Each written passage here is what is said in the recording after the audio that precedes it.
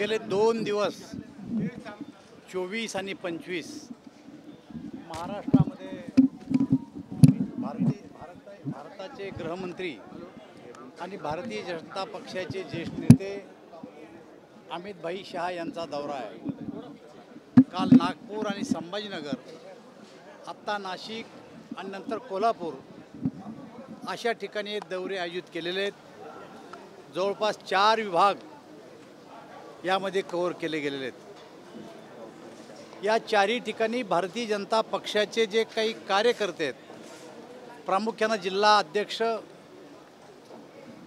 जिल्ह्यातील पदाधिकारी, तालुक्यातील पदाधिकारी, आमदार आणि खासदार, जिल्ह्याच्या रचनेप्रमाणे जवळपास 800 ते 1000 कार्यकर्त्यांना एकत्र करून या विधानसभेच्या निवडणुकीमध्ये भारतीय जनता पक्ष आणि NDAचं सरकार आणण्याच्या दृष्टीनं मोदीजींनी मार्गदर्शन केलं आहे।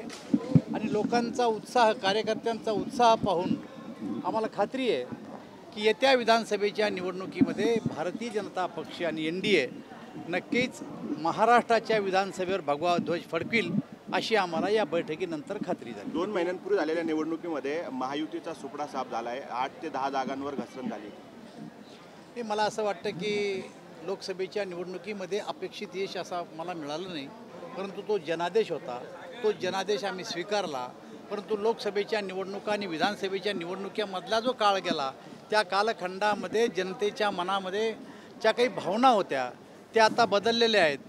आणि आत्ता भारतीय जनता पक्ष आणि आमच्या मित्र पक्षाच्या बाजूने जनतेचा कौल, याचं कारण असं आहे की केंद्रातला आणि राज्यातला जो अर्थसंकल्प सादर झाला आणि त्यामध्ये ज्या जनकल्याणाच्या योजना जनतेसाठी घोषित झाल्या आणि त्या प्रत्यक्षरित्या राबवण्यात चालल्या, त्यावरून या निवडणुकीमध्ये लोकसभेची परिस्थिती निर्माण होणार नाही। काय सूचना करण्यात आलेल्या आहेत निवडणुकांसाठी? काय काय मार्गदर्शन केलं याबद्दल काही नाही, मोदीजींनी मार्गदर्शन, अमितभाईंनी मार्गदर्शन करण्याचं पार्टीमध्ये कार्यकर्त्यांनी एकजुटीनं काम करावं आणि आगामी विधानसभेच्या निवडणुका जिंकण्याच्या दृष्टीनं संघटना मजबूत करून या निवडणुकीमध्ये भारतीय जनता पार्टीला यश मिळवून द्यावं अशा प्रकारच्या सूचना अमितभाईंनी केलेल्या आहेत। मधुकर पिचड, वैभव पिचड दिसत नाहीये, नाराज असल्याचं बोललं जात आहे। दानवे साहेब महाराष्ट्रात 3 जागा लढण्यासंदर्भात निर्णय काही झाले का कालपासून? कारण मोठे नेते या विधानसभेच्या निवडणुकीमध्ये तिन्ही घटक पक्षाचे नेते एकत्र बसून जागा वाटपाची चर्चा करतायत।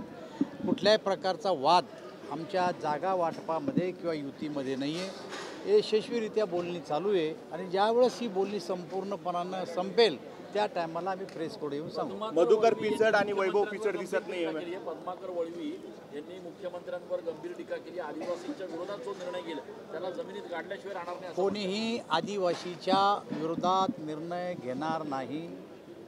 प्रत्येकाचे हक्क अबाधित ठेवून हे सरकार सुरळीत चालवण्याचा सरकारचा प्रयत्न आहे। त्यामुळं कोणाच्या हक्कावर गदा आणण्याचा आमचा विचार नाही। पण भाजपचे नेते मुख्यमंत्र्यांवर टीका करतायत। हे मला असं वाटतं की एखादा कार्यकर्ता एखाद्या ठिकाणी जर बोलला तर ते काही नेतृत्वाचा निर्णय किंवा पक्षाचा निर्णय होऊ शकत नाही। मधुकर तब्येत जास्तीत जास्त खालावत चाललेली आहे। आरक्षणासंदर्भात आपली ठोस भूमिका काय आहे? आज उपोषण पण मागे घेतलंय।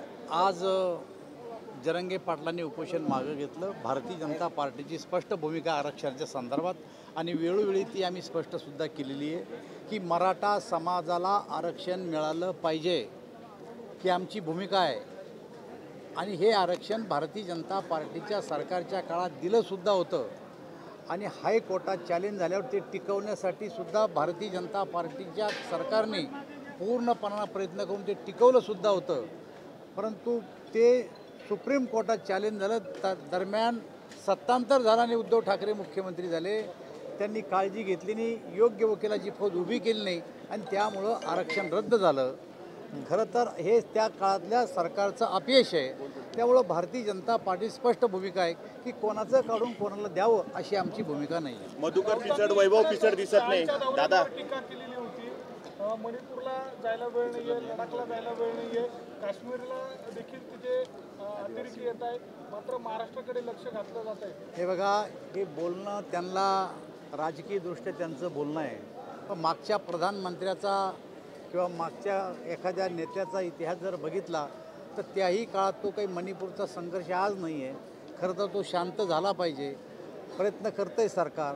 परंतु मागच्या काळातही सुद्धा हा संघर्ष झाला तेव्हा काही कोणी त्या ठिकाणी गेलं होतं आणि आम्ही गेलो नाही असं नाही. आमचं सरकारी यंत्रणा पूर्णपणानं काम करून ते शांत करण्याचा प्रयत्न करतो आहे. आणि विरोधक गेले नाही म्हणून आपण गेलो नाही.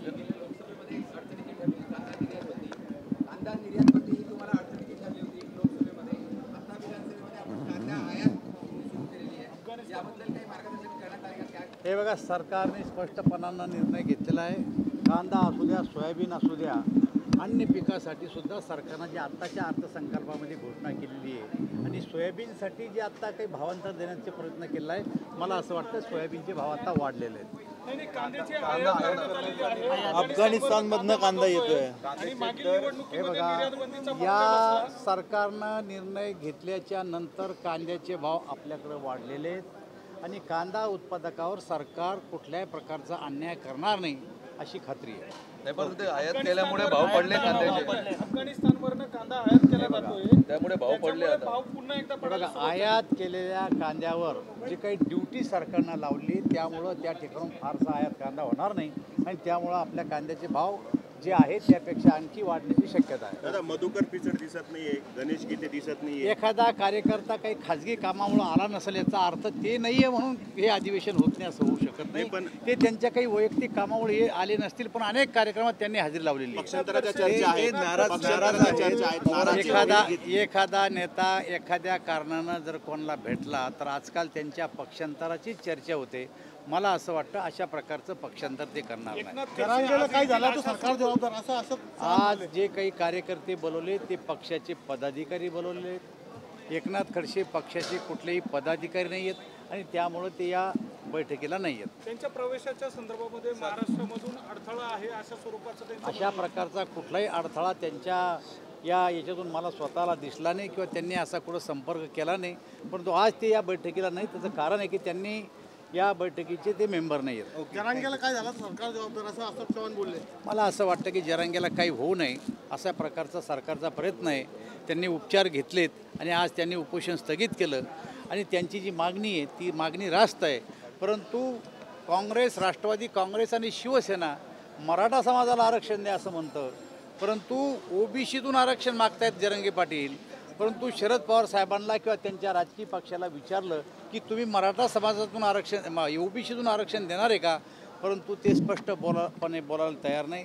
याचाच अर्थ फक्त राजकीय हेतूनं प्रेरित होऊन ते फक्त आरक्षणाची मागणी करतात आणि जर ते आरक्षण देणार असतील तर जरांगे पाटलाला त्यांनी लेखी द्यावं किंवा त्यांच्या जाहीरनाम्यामध्ये स्पष्ट उल्लेख करावा की जर आम्ही सत्तेत आलो तर मराठा समाजाला ओबीसीतून आरक्षण देऊ. परंतु ते तसं देत नाही, तसं बोलत नाही, फक्त राजकारण करण्यासाठी तसे ते बोलत आहेत. नाही, पण धनगर समाजाच्या आंदोलनाकडे सरकार दुर्लक्ष करत आहे म्हणून आता संभाजीनगरला आंदोलन चालू आहे धनगर समाजाचं. असं आहे, आमच्या सरकारचं कोणाकडेही दुर्लक्ष नाही. प्रत्येक आंदोलनकर्त्याला आमचं सरकार भेटतं आहे, त्यांचं म्हणणं ऐकून घेतं आहे, त्यावर चर्चा करतं आहे. मुद्दामून दुर्लक्ष कोणतंही सरकार करत नाही. ओके, धन्यवाद.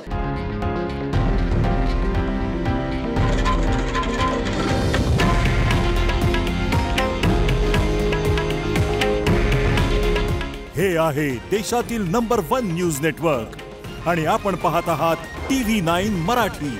काळजी तुमची, हित महाराष्ट्राचं.